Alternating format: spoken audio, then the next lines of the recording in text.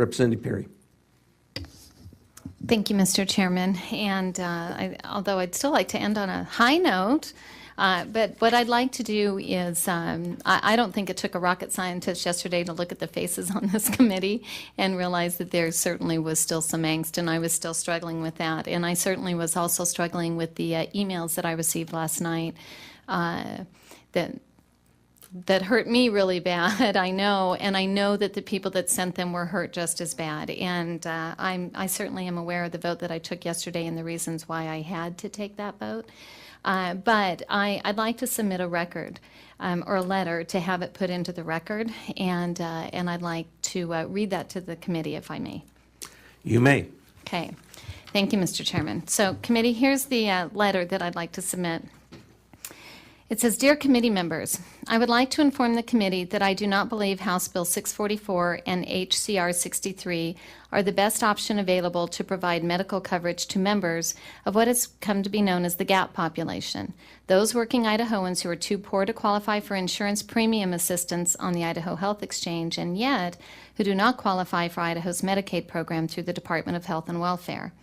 I do not believe Idaho's current system of delivery of medical services, including Medicaid, the CAT Fund, state premium assistance, etc., is effective, efficient, or sustainable.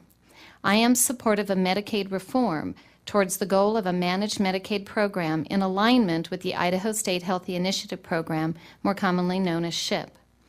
I voted for House Bill 644 and HCR 63 because it was the only option presented to me via the political system. I had to choose, quote, something over nothing, unquote. However, my choice would have been to choose what I believe is the best policy. I have respect for all House members who voted for House Bill 644 and HCR 63, including me.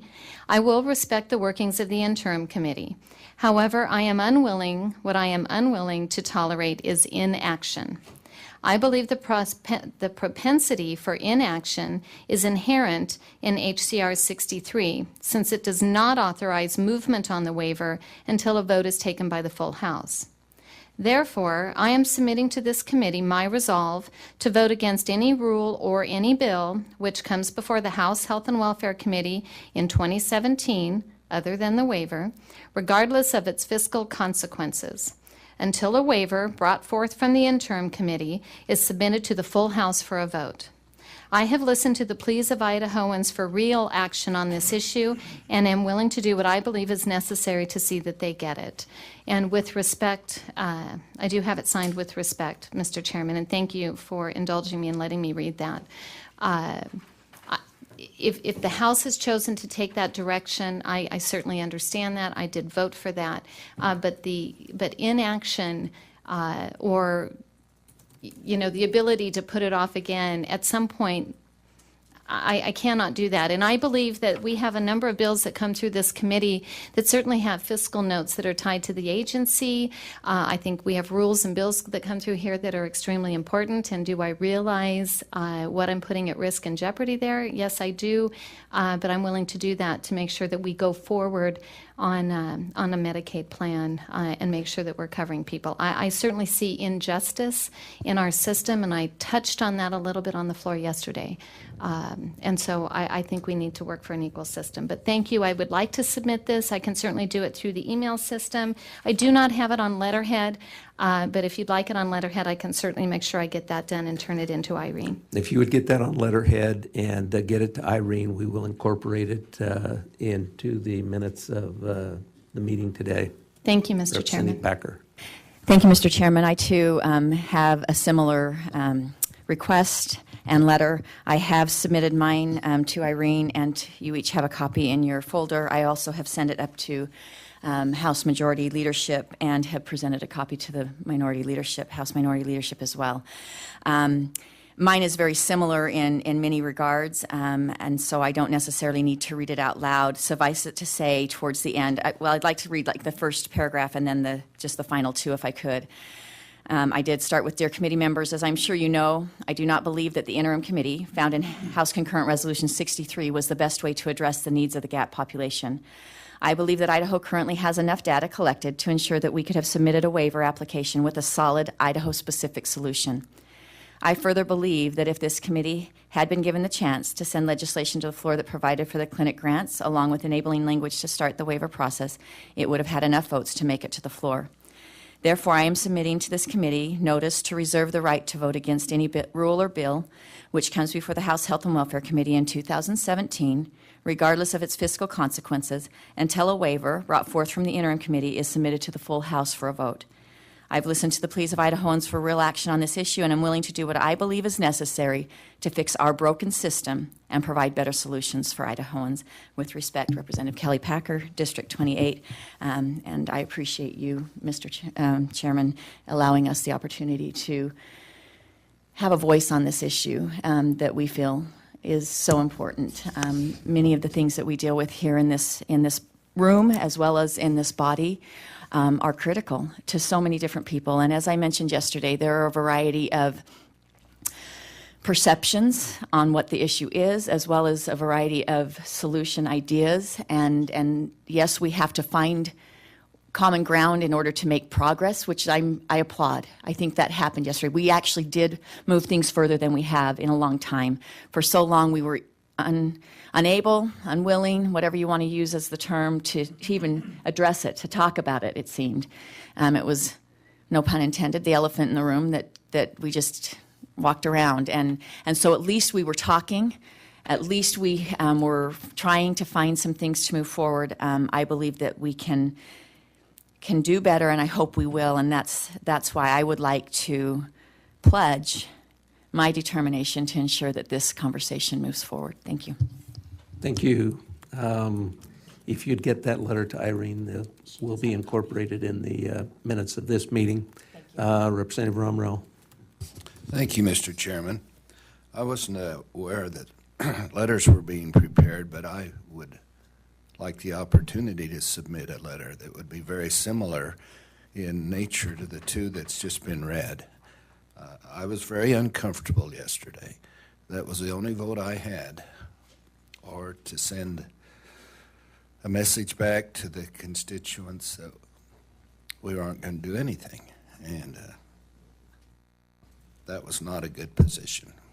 I think anybody that wants written comments to this meeting, get the comments written up and let's get them in. Now, what we're going to have to do, given all of this, we're going to have another meeting to approve the minutes. It may take only 2 seconds or whatever, but we're going to have to do that before we sign and die. So everybody do that, okay? Representative Troy. Mr. Chairman, I too have a letter, similar to the other letters that have been read today, and if I may. Over the past 2 years, I've learned a lot about the GAP population. These are hardworking folks who are looking for a hand up, not a handout. Idaho's current system of delivery of medical services, including Medicaid, the CAT fund, state premium assistance, etc., are not effective, efficient, or sustainable. I believe a reform of Idaho's Medicaid system into a managed Medicaid program is in alignment with our values and our Idaho State Health Initiative program, more commonly known as SHIP. H.R. 644 and H.C.R. 63 are not the best options available to provide medical coverage to the GAP population, those working Idahoans who are too poor to qualify. As you know, House Bill 644 and 63 were the only options available for my vote. Rather than find what was the best policy to control spending while supporting these hardworking people, I chose to do something over nothing, and I still want to choose best policy. I know these bills have caused much searching of the heart and prayers to find the right thing to do. I greatly appreciate the hard work of our fellow representatives and what they did to bring forward HB 644 and HCR 63. I applaud the work of the interim committee and believe they will move us to a good solution. However, I am also submitting to this committee my resolve to vote against any rule or bill which comes before us other than the waiver, regardless of its fiscal consequences, until a waiver brought forth is submitted to the full House for a vote. If we must do this, then let's do it right. Okay, if you'd get those written comments in. Representative Rushi. Thank you, Mr. Chairman. I am not going to submit a letter, but I do want to say that I really appreciate the messages from the representatives, and I truly value your statements in support of Idaho citizens. Clearly, the politics and not the policy dictated the bills that were presented and the proposal that the House has adopted going forward. I think this is a consequence of not seeking wise, cooperative, bipartisan legislation. This is an effect of the Bedke rule. And as a result, I'm going to implore that the governor call a special session to address this issue. I don't know if he will or not, but it seems to me that there certainly is enough dissension and certainly enough adhesion to a meaningful product for the health care of low-income Idahoans. Thank you.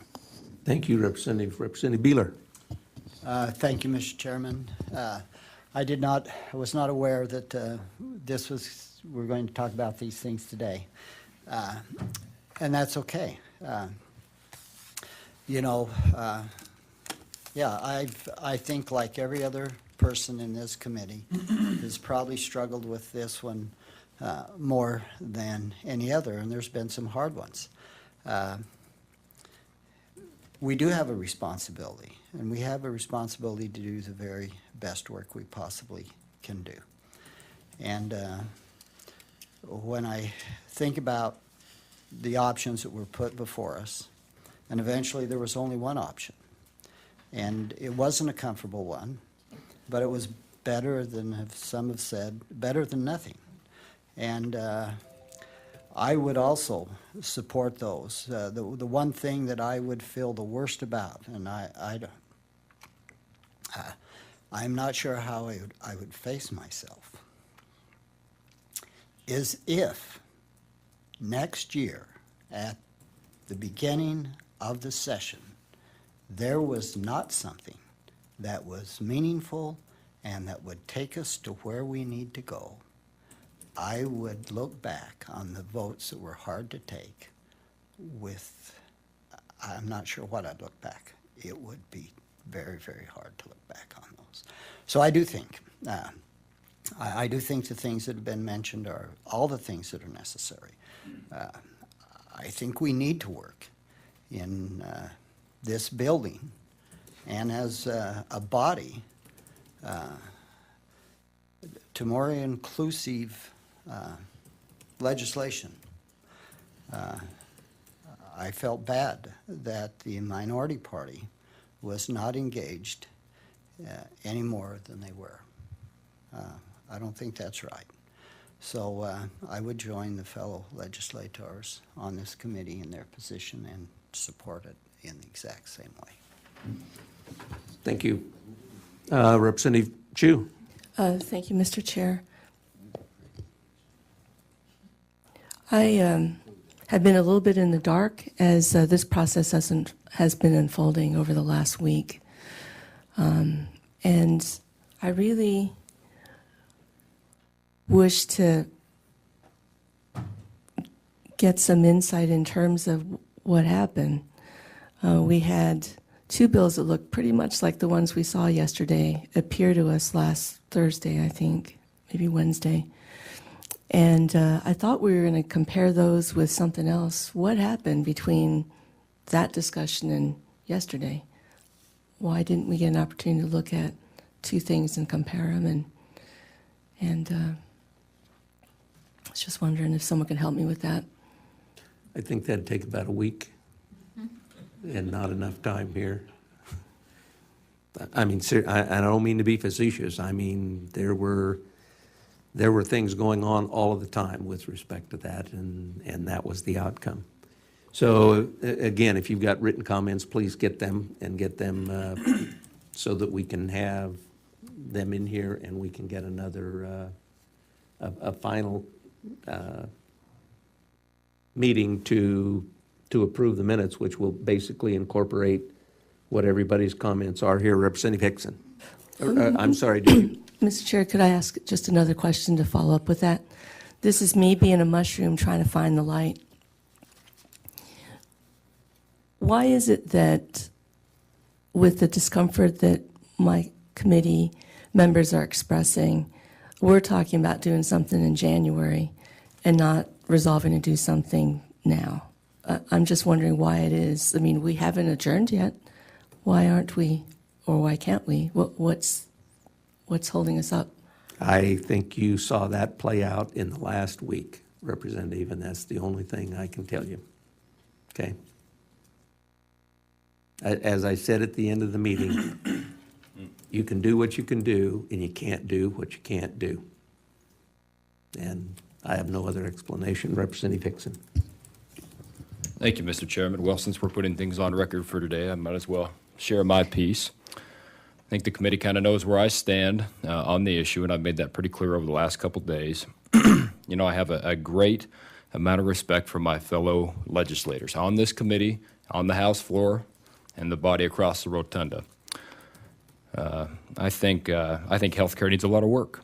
I think that's it's imperative, and in fact, if you were to ask me, I would say that healthcare is probably the #1 issue facing the nation at this point in time, and it needs some attention, not only for the GAP population, but for the middle class, and for the people who are out there shouldering the burden every single day, watching their premiums rise, watching their co-pays rise.